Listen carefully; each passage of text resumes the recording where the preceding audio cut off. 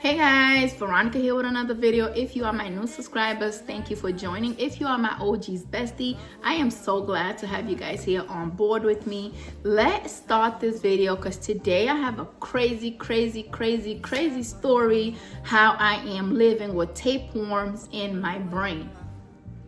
We're gonna fast forward this video. We're gonna rewind this video up into 2007 because this is when I got diagnosed. This is where I find out the whole truth, what was going on and stuff in that nature. So guys, pick up your wine, pick up your water. I'm drinking coconut water, okay, because I need to be hydrated. And let's get to the stories. Sip to that. Okay. For those of you that's been with me long term, as family, cousins, friends, or anything in that matter, in that nature, you guys know that I had a best friend. She was like my world. She was everything to me. I loved her so much because until this day, I can't find a friend like she was. She was so kind-hearted, beautiful. She was an angel, okay? Nothing that I don't have nothing bad to say about this girl because she was just perfect. And we was best friends. Like, we would hang out till 7 in the morning. Whatever we have to do, we had to do it together, you guys. I keep looking over there because I have a lot of messages coming on my Instagram because I was logged out and now they are missing me. They're leaving me messages. So unfortunately, God made up his decision. He took her away. R.I.P. Nailza. She's one of the best angel God could ever have, okay? So with that being said, back in 2007, she was diagnosed with a brain tumor. Honestly, she literally kept, I don't know, every time we would hang, this girl had like a headache. She would always complain of a headache. And I would always tell her, girl, go to the hospital and check, go to the hospital and check. She would go to Bowdoin Street Health Center. I don't know if you guys know what that's it. That's located in Boston, Dorchester somewhere. She would always go to Bowdoin Street Health Center and get checked out. But there was never no crazy diagnosis. And this is how you know sometimes hospital sucks, okay? But me, on the other hand, when she got diagnosed with a brain tumor, I am a hypochondriac person. And I also have anxiety. So do you know what that do to you? That means when you're a hypochondriac, if you come up to me right now and you tell me you have an eye problem, now I'm going to process it in my head that I have an eye problem. If you tell me anything that you have with health, if you tell me you got colon cancer, now I'm going to start panicking saying, oh my God, I have colon cancer too. Because I'm just hypochondriac. It's just a disease that I have to live with, which is crazy. So 2007, she was rushed to the hospital. I was in Miami. I didn't even know that she was in a hospital. Right when I landed to Boston, her cousin called me. She said, Veronica, you need to come to the hospital ASAP because Nailza's not looking good. She went into a coma and the doctor said that she might not make it and they might unplug her today. Yo, this is my best friend. Can you imagine getting off the plane and you hearing some stuff like this? I was like, yo, stop playing with me. I was like, do not play with me because I'm not up for it right now. Don't play with me. If you guys are pulling any pranks, I don't care for it. Don't tell me stuff like that. That's stupid. That's the stupidest lie you could ever come on and tell me because I know she's not in no damn hospital. I know she's not about to die. This is somebody I hang with. I just left for 4 days to go to Miami. You telling me she's about to die. So yeah, unfortunately, I went to the hospital and I had asked the doctor a few questions and he was like, yeah, she's not gonna make it because her tumor was so bad and swollen. So anyways, fast forward up to that, she ended up passing away, okay? So when she died, of course now I'm living with the disease that she had in my head. Not that I have the brain tumor, but in my head, I'm thinking that I have brain tumor, okay? So of course, now what starts happening when you're hypochondriac? I started having headaches. Headaches after headaches after headaches after headaches. I was like, oh my God, am I dying too? What's going on? I go to my doctor. My doctor said she did. I went to five or six doctors. I went to 5 or 6 doctors. All of them told me the same thing. My first doctor said, okay, your head is hurting you. We're gonna do a neurology test. Okay. She said, we're gonna do a neurology test on you just to check, make sure everything is okay. Neurology test means they would touch your forehead, your cheeks, your chin, your hands. They make you walk on a straight line to make sure your balance is good. Everything, you know what a neurology test is. If you guys get physicals, you should know. I don't gotta sit here and explain it. So she did all my neurology tests and she was like, Veronica, you're perfectly fine. There's nothing in your head. Maybe you just have migraine. I said, now I'm cussing her out because I said, how you know nothing is wrong in my head? You can't see inside my head. You're just giving me these crazy tests. She goes, yeah, with those tests is how we could determine if you have anything in your brain or not, or anything in your head. And if you have it, it will show in your neurology test. So I wasn't very satisfied. I wasn't satisfied with the answer. I booked with another doctor. I went to Mass General. I'm having headaches every day. Mind you, this headache was persistent. It would not go away. It was just there. So I go to Mass General. What brings you here today? I'm here because my head's been hurting me and I think I have a brain tumor because, of course, I'm hypochondriac. I'm putting my friend's tumor in my head now. So the doctor's like, okay, we'll run a few tests on you. They did blood work.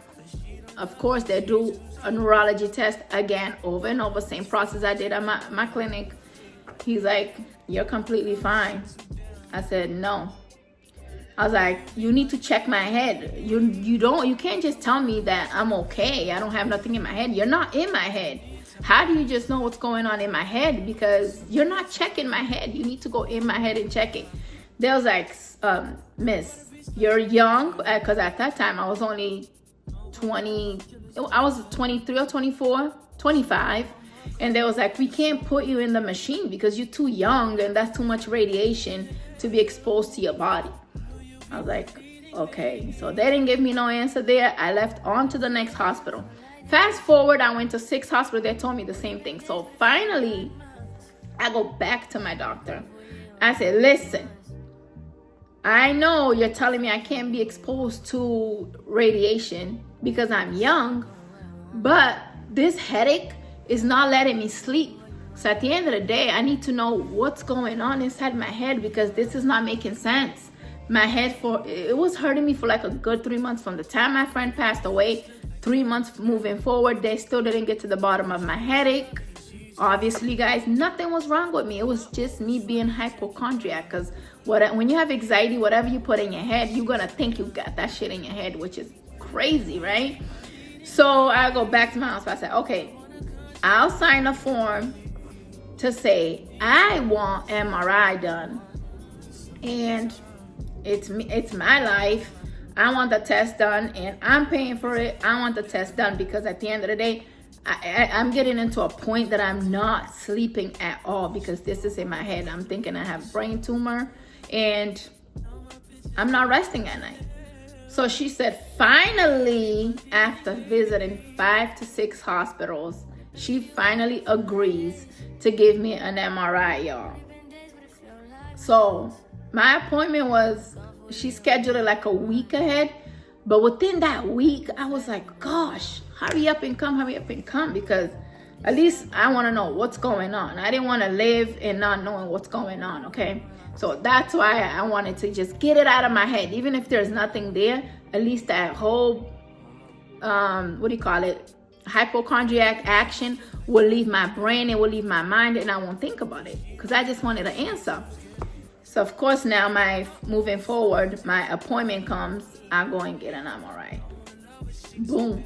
So the doctor was like, why do you want an MRI? You're so young.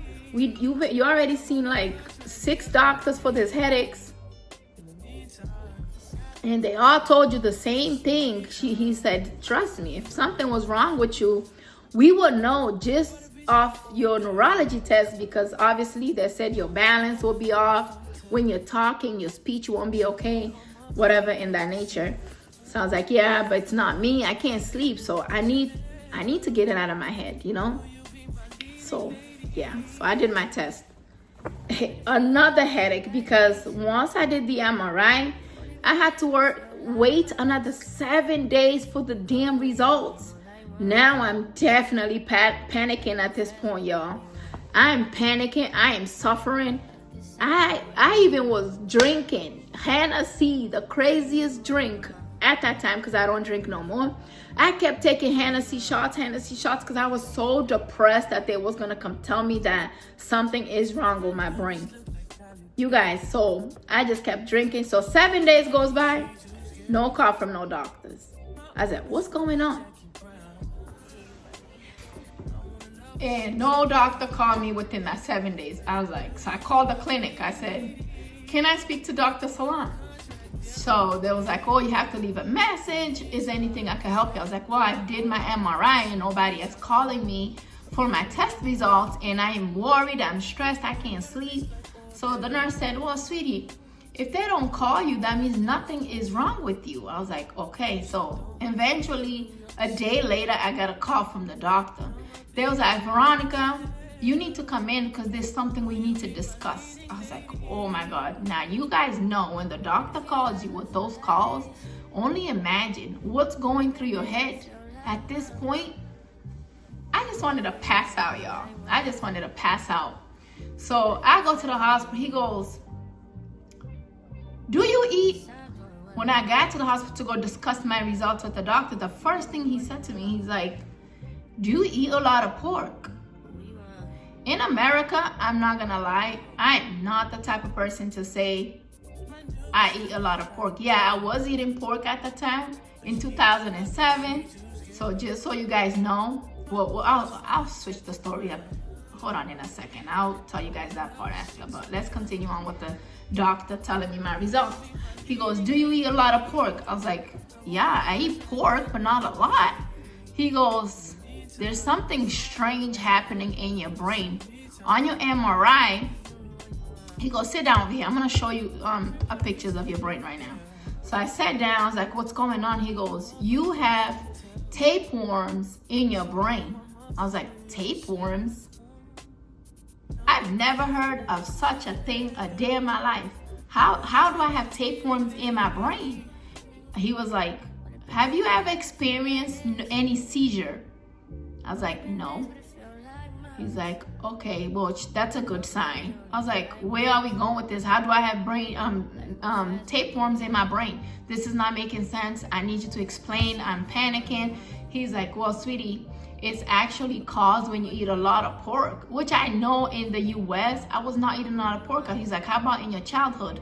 I don't remember my childhood, but I guess back home, before I got here, my mom, my brother, whoever it was, they did give me a lot of pork, and that's how when you eat a lot of pork, eventually he said that the tapeworms, they're going through your veins and then they will crawl up to your brain. That's what he told me. You guys Google it, do your own research. I'm just telling you what my doctor told me from my experience with having tapeworms in my brain from eating pork, okay? So now he said the next step is, he said, we need to do an active MRI to see if the tapeworm is alive. I'm a person, even if a bug crawls on me, I will itch all day long. I will itch all day long. So imagine a doctor telling me that you have tapeworms in your brain that can be alive. You guys, I was so traumatized. I was itching instantly in that hospital. I kept itching. I was so panicking, and it was the most craziest thing I've ever heard of, because I've never in my life heard of no such a thing of tapeworm being in anybody's brain. I never had that conversation with nobody. I never had no one told me about that, or that was possible, stuff in that nature. So yeah, I had to go for an active MRI to to get an active MRI to see now if the tapeworms was alive. Now, when he showed me my brain, y'all, it was dot everywhere. All the dots, it was tapeworms. So it was hundreds of tapeworms in my brain. But the good news is, when that active MRI came back, he said the good news is, since you never experienced, because they can't really tell if it was active or not, but he said he would do the active MRI to kind of see.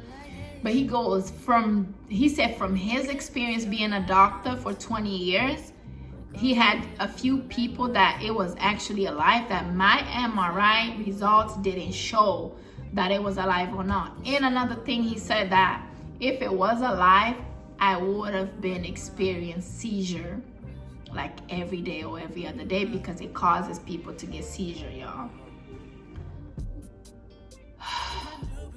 This is why I'm coming on here telling you guys story about my life, because my life is freaking crazy. And up until this day, so I'm like, so what do we do now? Is it like, do I have to have a brain surgery to get rid of it? What do I do? What's my next step? He was like, no, if they're dead, you just leave them there. I was like, okay, but that's creepy. So what, I'm just gonna live for the rest of my life with dead tapeworms in my brain? He was like, yeah, pretty much. You don't need to remove them. We can't even go in your brain because they're scattered everywhere. He was like, we're not even gonna do that to you. He's like, that's something you're just gonna have to live with. I was like, yo. Now since 2007 up until now, the minute he told me that it was caused by pork, I would never, ever, ever put pork in my mouth. I don't care how good it is, I don't care. I don't put pork in my mouth. I haven't ate pork since 2007, because that was the most scariest moment of my life, and it was traumatizing, and it's still traumatizing that I know Veronica, is living with tapeworms in my brain. Isn't that the most craziest thing you guys ever heard about? Because to me, I never heard of it. If anybody had this experience, please share with me on my comments. Let me know your experience. Let me know how it was for you, because for me, it's still crazy, and it was one of the most craziest news. I mean, I'm kind of glad it was tapeworms instead of a brain tumor, because as I told you guys, I am a hypochondriac.